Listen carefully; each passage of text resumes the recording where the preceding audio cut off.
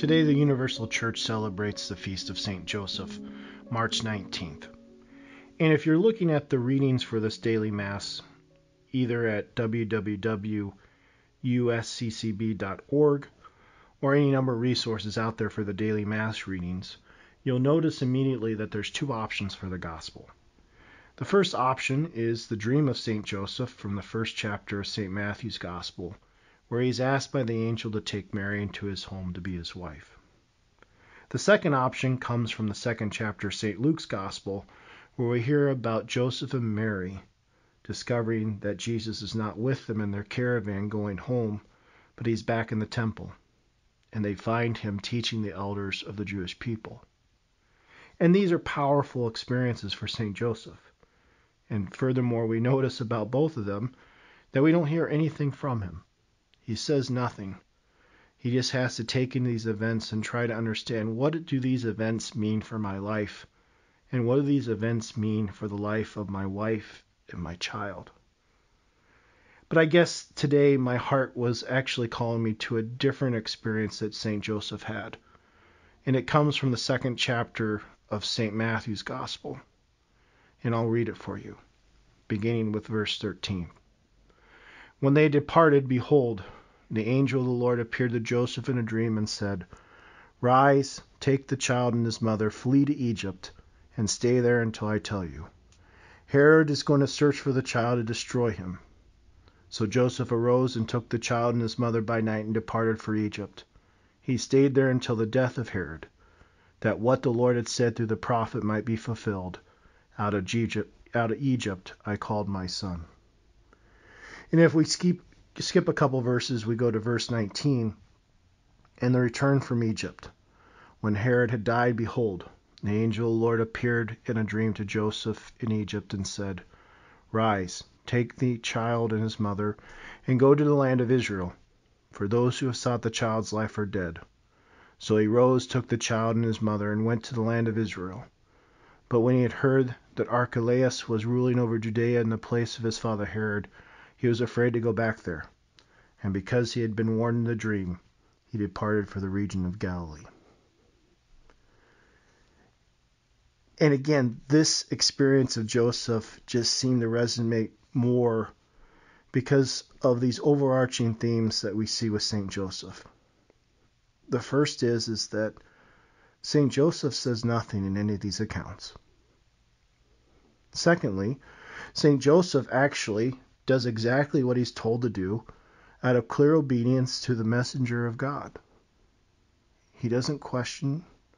He doesn't bargain. He does exactly what he's told. And thirdly, his faith is so strong that he can accept whatever consequences that are in store for his life and the life of his family.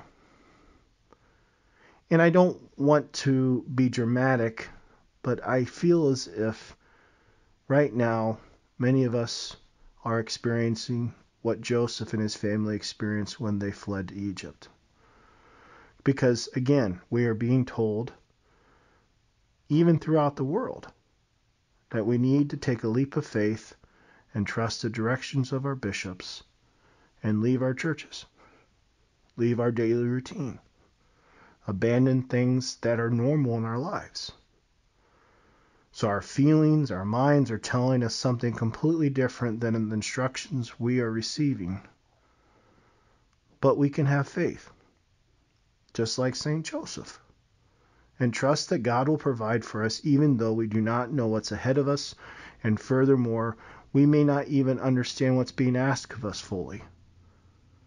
But again, God will be with us and God will provide for us, and we just have to obey. And for those who are listening, I can tell you point blank is that I really don't know what's ahead of me either.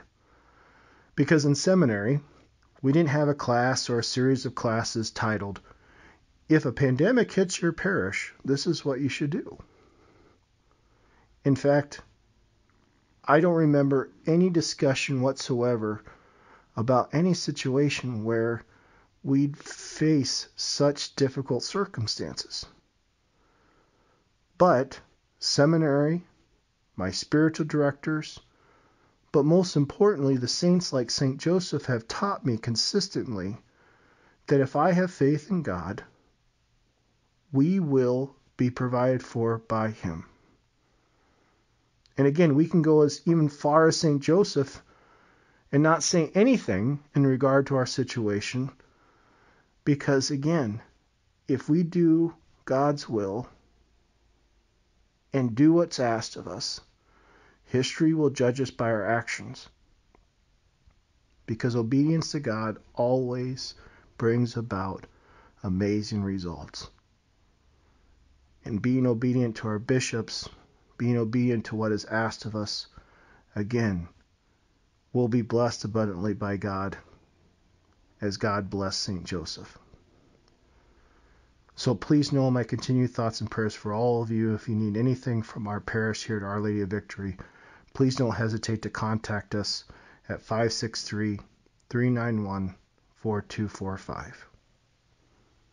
And as always, as we say here in our parish, Our Lady of Victory, pray for us.